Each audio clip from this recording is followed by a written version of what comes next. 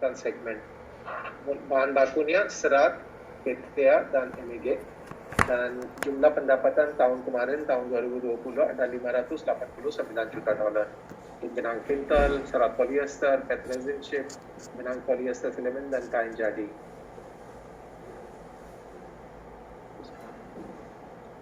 So tahun 2020 semua everybody knows that we had the impact of COVID, that particularly khususnya kuartal 2 2020 setelah April, sehingga we have seen prices dramatically coming down, and also we have seen demand coming down during that time. But tetapi we have been able to see demand as well as prices started improving in the third quarter of 2020 onwards. So last year, tahun 2020, we saw a reduction in the net sales to 589 million, but we also saw a reduction in the raw material consumption to 353 million as compared to the last year. And exports also were lower in terms of absolute price amounts, tetapi percentage was almost similar, approximately 60% exports we were still seeing.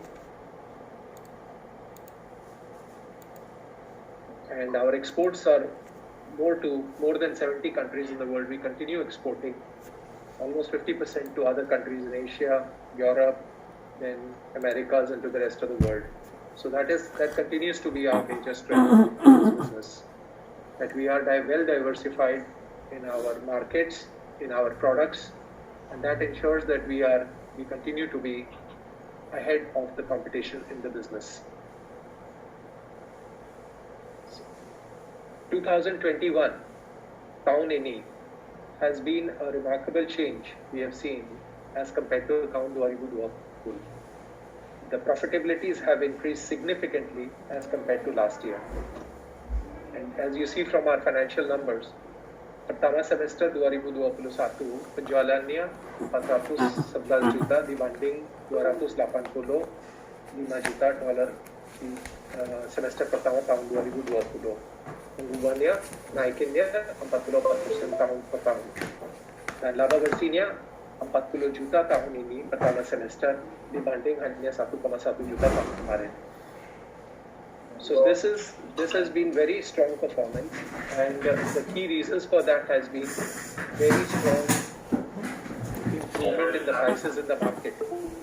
As the markets have grown very significantly, supply chain disruptions in the world, then plant stoppages for a lot of people have ensured that we continue to be doing very strong in this business, and our first half numbers reflect that.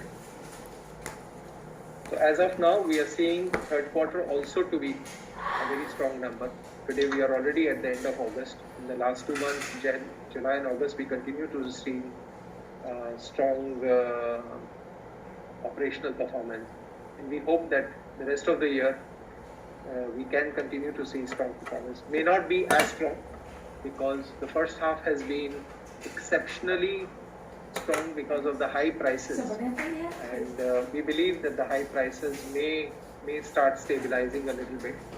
So, but then the business continues to be strong. We are fully operating all our facilities. All our projects have started. Therefore, we are getting additional volumes also. So, tahun ini pertama semester kami proyek perluasan yang sudah mencapai produksi komersial pada pertama semester 2021 ada 2 proyek, benang pintal polyester kita tambahan kapasitas 13,000 ton per tahun di Indonesia, dan pabrik serat polyester 42,000 ton per tahun di Indonesia sudah mulai produksi. Dan ada proyek berjalan, ada 2. Satu perluasan pabrik pintal di Turki 13,000 ton per tahun. Ini jadwalkan akan mulai pada kuartal terakhir tahun ini atau kuartal pertama 2022. Selain ini, awal tahun ini Indorama membeli akuisisi 80% pemilikan saham di PT Cipondang Kencana Prima Indonesia di pertama kuartal. CKP-nya memiliki izin usaha pertambangan untuk menambang dan mengolah emas dan mineral lainnya di Cianjur. Dan ini proyeknya masih berjalan kerja dan sudah memulai pekerjaan pengembangan proyek dan berharap untuk memulai produksi pada tahun 2023.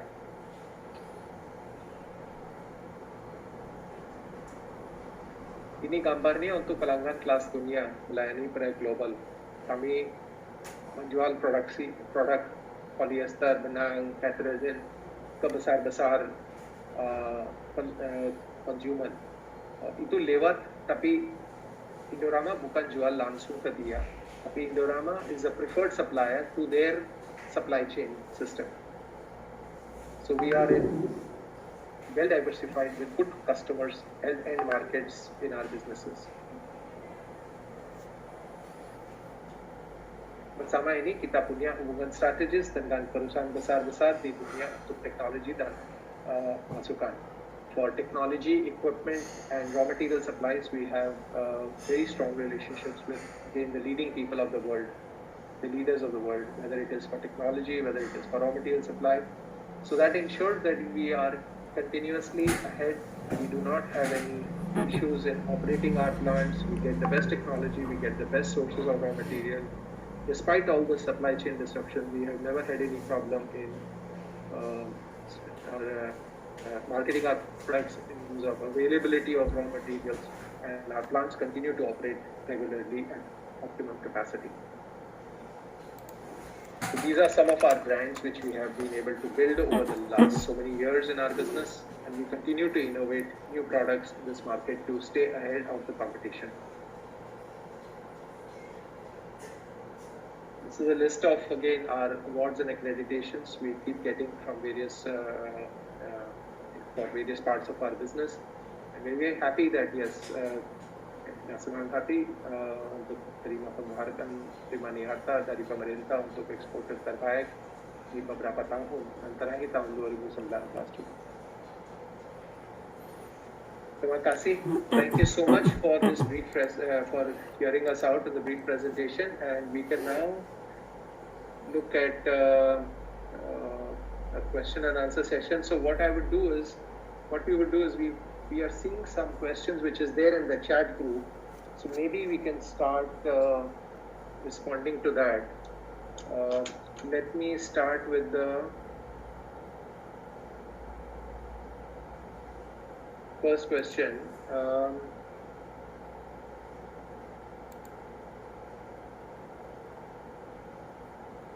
Kami lihat, dijelaskan bagaimana cara perusahaan mempertahankan margin tersebut di kuartal berikutnya. Apa faktor terpenting yang mempengaruhi kenaikan dan penurunan margin tersebut? As I mentioned earlier, this is basically because of strong commodity prices in the market. The global market is seeing very strong commodity prices. Some people say it is a super cycle of commodities, and it looks like continuing for some more time. Whether it is another 3 months, 6 months, or 1 year, it's difficult to predict. But at least for the third quarter, we see the product prices continuing to be strong, and we believe that will continue.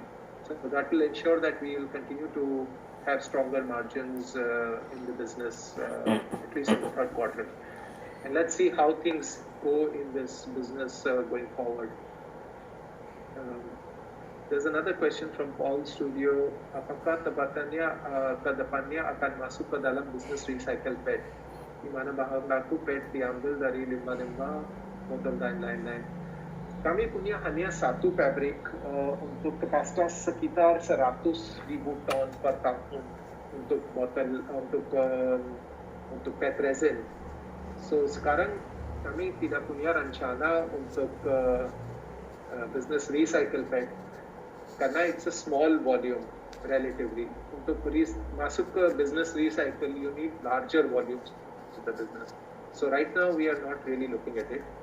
But one of our associate companies Indorama Ventures dari Thailand, dia punya pabrik besar-besar di Indonesia untuk polyester dan PET. Dan dia masuk, ada rencana dia mau memulai satu pabrik untuk recycle PET resin di Karawangnya. But that is from our associate company. Karena dia punya kapasitas besar-besar ni ada daripada kami. Apakah yang menyebabkan naiknya kinerja baik ekspor maupun lokal di masa pandemik dan kenaikan margin kotor yang hampir 2 kali lipat saat harga oil dan cotton juga ada naikan yang cukup signifikan? Benar. Harga bahan baku juga ini di saat harga oil, bahan minyak mentah dan harga kapas ini juga naikkan karena ini on the back of commodity price increases. So kalau commodity price harga-harga pasar global naik, pasti naik harga produk kami juga dan kinerja Indorama harus baik ekspor dan maupun lokal. Dan satu lagi kita mau lihat, kami mau jelaskan, Indorama punya reputasi terbaik di seluruh dunia. So ini penting untuk pemasukan, untuk mitra pelanggan, semua. They believe, they trust in Indorama. And that is the reason, even if some other producers or competitors, they are having trouble while the commodity businesses are doing well, Indorama gets the benefit that all producers, raw material suppliers, all consumers, they trust Indorama to be able to meet all commitments on time, whether it is for supply, whether it is for whether it is even bankers, investors. So that commitment to be able to, that trust that Indorama will meet all its commitments on time, that gives us a very significant premium as compared to the rest of the competition, whether it is in Indonesia or in other parts of the region or even around the world as compared to other people. Because of our financial strength, we get this advantage.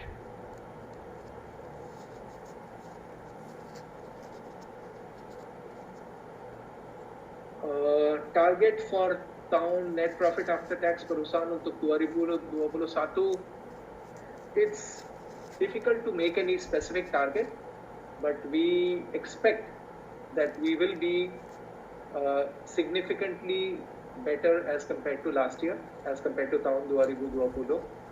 Last year we had a net profit of 6 million, but in the first half of the year, in any case, we've had a net profit of around $40 million. So we expect that we will be seeing a very stronger year for us in 2021. And as I said earlier, the third quarter looks to be pretty good. Fourth quarter is going to be, again, we'll have to wait and watch how to see how the markets are going to help. The cost of, yes, crude price, if it goes up, raw material cost will also go up, but we get the benefit of higher prices. Our product prices also go up. Kalau bahan baku naik, harga produk juga naik. So we are able to maintain margins so far. And I think the demand is also growing well, particularly for our products. Because of our reputation in the market, we are able to sell our products, all of them, in time and to all our markets and all our customers. In terms of export, I think approximately 60% of our sales is into the export market, and roughly about 40% is 55 to 60% export and about 40 to 45% in the domestic market.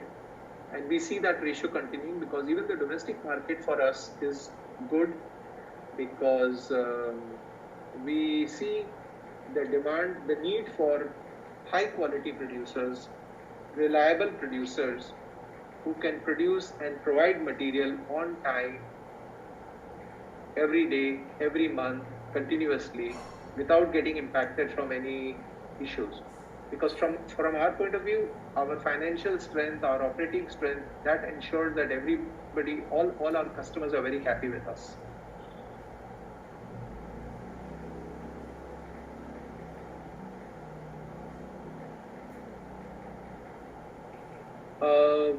kami tidak punya rencana untuk produksi bahan baku MAJ di Indonesia karena itu this is a big business. It's a totally different business. It's not a business. You cannot start a MEG business with one plant. It doesn't work. You have to be in this business, and it will involve large investments into billions of dollars. So Indorama is not in this business of MEG right now in Indonesia, and I don't see that happening in the near future. Also because the competitive environment, the MEG, for MEG you have to have large ethylene plants, and ethylene, and even again you need gas cracking arrangement. So since gas is not much available in this country, I don't see in the near future that we will see large MEG facilities, because it has to compete with the Middle Eastern players. Like you've got SABIC, you've got Exxon, you've got Shell. These are big players in the Middle Eastern markets, and they have access to competitive gas prices. So, and that is the reason why we have not seen capacity for MEG in this country.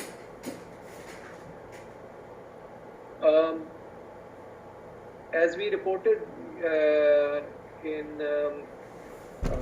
beginning of the year, Indorama akuisisi satu perusahaan untuk tambang emas di Jawa Barat.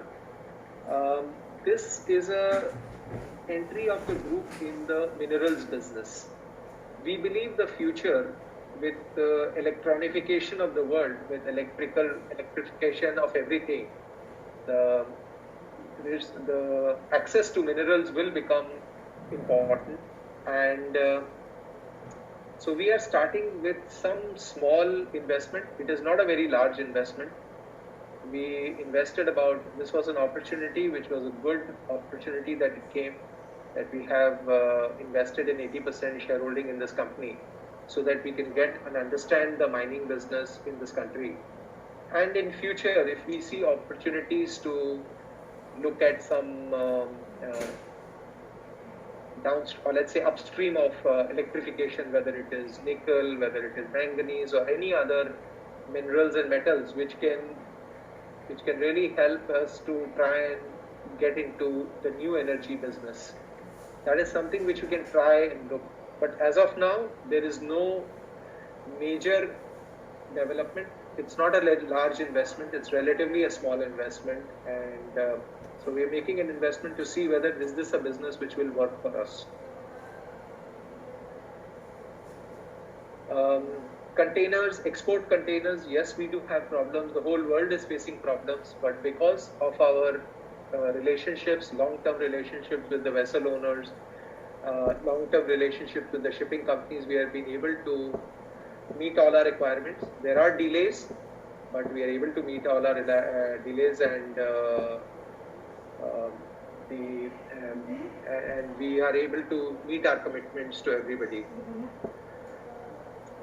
The PPKM pengaruhi significant terhadap pendapatan di kuartal 3. The domestic market may get affected a little bit, but because we have access to international markets, that we are able to sell products around the world, so we do not see any impact on our production and sales volumes.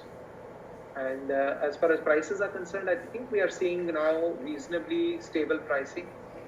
So we believe quarter 3 should be reasonably good for us. So I think I've answered almost semua chat niya. Kalau Papa punya, I'm opening maybe you can, if somebody has any further questions. So we've got all of you guys on the Zoom in the sky. Okay, we've got Samuel. Samuel, what is the capacity of the company's plants in Uzbekistan? 1 second, I have my colleague who will be able to inform me. What's the capacity we have? I think we produce, if I remember correctly, we consume about 50,000 tons, 50,000 ton per tahun carton. So production would be about 50, roughly about 35,000 tons per annum of Penang Bintal. And marginnya the Uzbekistan is it's better than Indonesia, karena in Uzbekistan we have access to cotton. Kapasnia is supplied by our group company. We have our farming business, Indorama Grupo, the holding company. One of our associate companies has a cotton farming business. In the last 2 or 3 years, they have started a cotton farming farms also. So the accessibility to cotton is there, and that is relatively at a lower cost as compared to the global markets. So that ensures that we can get higher margins in Uzbekistan. And that is the reason in the last 10 years we have added a lot of capacity in Uzbekistan. And our current production, our capacity is about 36,000, 36,300 ton per tahun di Uzbekistan. Tapi this capacity is constrained by availability of cotton. Kalau as and when kapan pun kita lihat kita bisa terima lebih banyak cotton di sana, then we would be looking to add capacity there. Tapi di Indonesia, we are adding regularly capacity. As I mentioned earlier, tahun ini pertama semester kita mulai satu pabriknya untuk benang pintal spinning business, tapi using polyester bahan baku. Tahun ini and tahun depan, early in the first quarter of next year, we will have one plant starting up in Turkey juga. So that will be that will also add to our volumes in next year in 2022. So I think we have covered all the chats, and kalau Bapak-Bapak, Ibu-Ibu punya pertanyaan bisa raise hand, and then we will unmute you. Anyone, if anybody has any question specific, you can have a look at our financial statements of first half. If all the data is already there, semua datanya udah masuk di sana. Jadi kalau apa ada lagi pertanyaan silakan Bapak.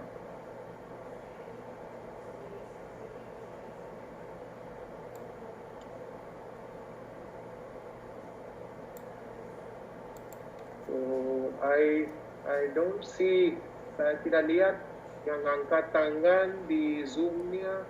Siapapun, tidak ada pertanyaan lagi.